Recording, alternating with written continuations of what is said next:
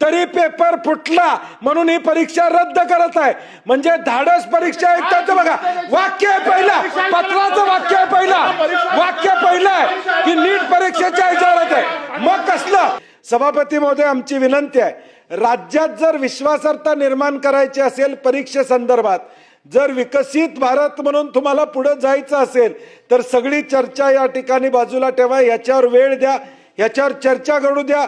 शिक्षण मंत्र्यांनी उत्तर दिलं पाहिजे की या ठिकाणी तुमच्यावर या ठिकाणी बोर्ड दाखवलं जातंय, तुमच्या डिपार्टमेंटचं हे फेल्युअर आहे, फक्त समोर दिसतात 2-3 लोकांच्यावर गुन्हे दाखल करून चालणार नाही।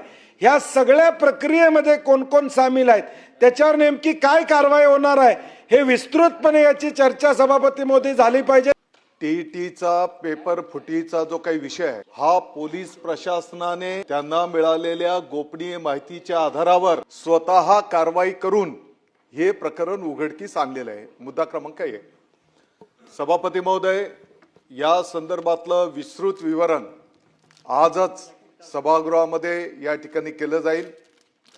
या संपूर्ण प्रकाराची चौकशीच्या संदर्भामध्ये माननीय मुख्यमंत्री महोदयांनी SITचं गठन त्या ठिकाणी केलेलं आहे आणि SITच्या माध्यमातून त्या ठिकाणी 4 पेक्षा जास्ती पथक निर्माण करून याचा संपूर्ण चौकशी त्या ठिकाणी केली जाते आहे।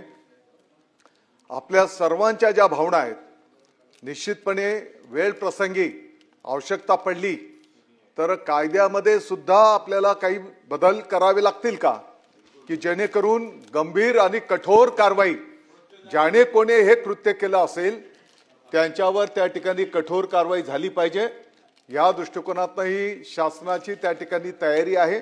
येणाऱ्या काळामध्ये पारदर्शक पद्धतीने ही परीक्षा पण कशी आपल्याला संपन्न करता येईल याचाही लवकरात लवकर निर्णय त्या ठिकाणी केला जाईल। जे त्यांनी माननीय मुख्यमंत्री महोदयांशी चर्चा करून अंतिम आपल्याला तपशीलवार देता येते।